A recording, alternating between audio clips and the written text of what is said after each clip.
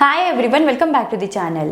So today with this video we are going to discuss about the Indian Institute of Management Visakhapatnam. So what are the courses offered for the IIM Visakhapatnam? What is the overall fee structure? What is the batch profile? What about the placements? What about the CAT cutoffs? What about the eligibility criteria? That everything we are going to discuss with this video. So if we consider the IIM Visakhapatnam, then it offers you the various courses, like it offers you the doctoral programs, postgraduate program PGP, postgraduate program for experienced professionals, then postgraduate program in digital governance, Mahatma Gandhi National Fellowship Program, Executive Master of Business Administration, postgraduate program in management. Then it also offers you the postdoctoral fellowship program, executive PhD program, executive certificate program in fintech and risk management, and senior management program. So if we consider the postgraduate program, then the eligibility for this program is you must have completed your graduation with minimum 50% of marks for the general category candidates, and if you are from reserve category, then there is 5% relaxation is given. So you must have completed at least 45% marks in your graduation. Now if we consider the overall admission process, so IIM Visakhapatnam has set up the minimum CAT qualifying cutoff according to the category. Like for EWS and NCOBC category, it is 63 percentile for the VRC, DLR and quantitative ability section, and overall it is 72 percentile in your CAT entrance examination.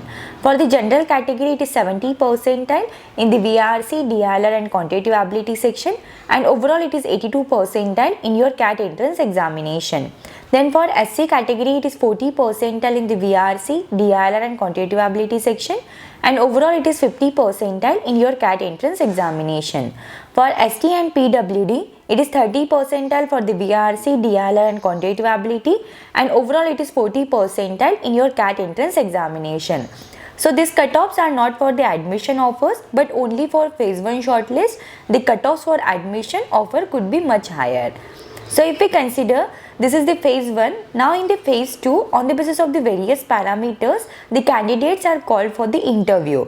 Like in the phase 2, your 10th score, your 12th score, your graduation score, your work experience, all those things are considered, and on the basis of the composite score, the candidates are called for the interview. Then if we consider the overall score calculation for the work experience, then if you have the work experience of less than 12 months, then for that 5x divided by 12, this is the formula you can use to calculate the score for work experience. Then if your work experience ranges in between 12 months to 36 months, or it is 12 months or 36 months, then for that there are 10 points. Then if your work experience is 36 months to 48 months, or it is 48 months, for that 10 minus 0.625 into x minus 36 is the formula. With the help of this you can calculate your work experience score.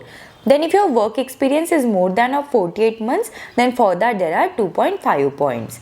And if we consider the overall weightage for the various parameters, so in that 50% weightage is given to your CAT score, 10% weightage is given to your 10th score, 10% weightage is given to your 12th score, then 10% weightage is given to your graduation, 10% weightage is given to the diversity.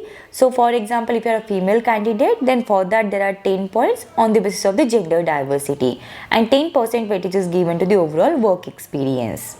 So this is the phase 2. Now if we consider the phase 3, so on the basis of the various parameters, the finally selected list of candidates is done.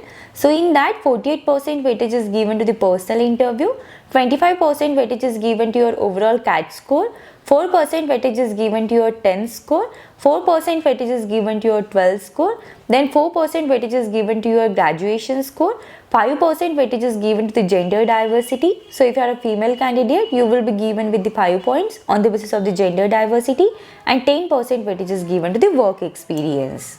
And on this basis, the finally selected list of candidates is done. So this is all about the overall admission process for the IIM Visakhapatnam.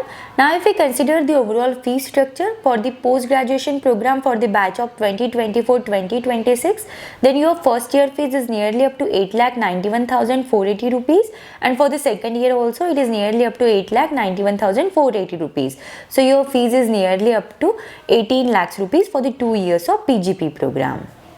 If we consider the overall batch profile for IIM Visakhapatnam, then there are more than 190 students. Out of that, 30% candidates are the female candidates and 70% candidates are the male candidates. And if we consider it in terms of work experience, then there are 68% candidates who are freshers, 9% candidates have the work experience in between 1 to 12 months, 8% candidates have the work experience in between 12 to 24 months, 10% candidates have the work experience in between 24 to 48 months, and 5% candidates have the work experience more than 48 months.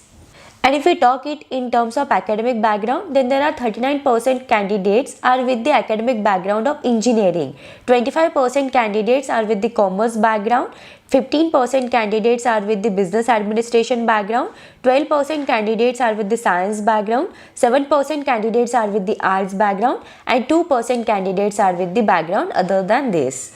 If we talk about the placements for IIM Visakhapatnam, then the highest salary package offered with this college, it is nearly up to 32.65 lakhs per annum. The average salary package offered with this college, it is nearly up to 16.61 lakhs per annum. The median salary package offered with this college, it is nearly up to 16 lakhs per annum.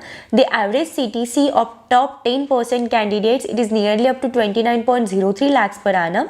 Then top 25% candidates are with the average salary package of 23.63 lakhs per annum, and there are top 50% candidates are with the average salary package of 20.24 lakhs per annum. And if we see the sector wise companies breakup for the last year placements, then there are 33% companies are with the IT and consulting sector, then 26% companies are with the BFSI, 16% companies are from the manufacturing, 4% companies are from the logistics, 3% companies are from the retail, then 3% are the FMCG, 3% companies are from the e-commerce, and 12% companies are from the other sector like healthcare or like that.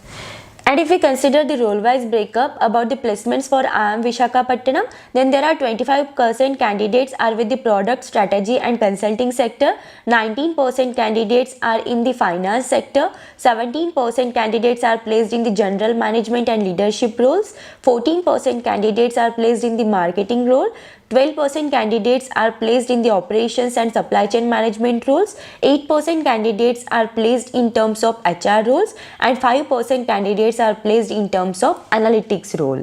And if we discuss it about domain wise, then if we consider the strategy and consulting domain, then if we consider the top recruiters of IIM Visakhapatnam, then those are Adani Group, Cognizant, Deloitte India, Deloitte USA, then Digital Fifth, EVA India, SCL Technology, Infosys, KPMG India, PwC and Edge Technologies. If we consider it in a banking and financial services domain, then the top recruiters are AU Small Finance Bank, then Axis Bank, Bandhan Bank, Deloitte USA, Future General, HSBC, ICICI Bank, ICICI Lombard, and there are so many companies.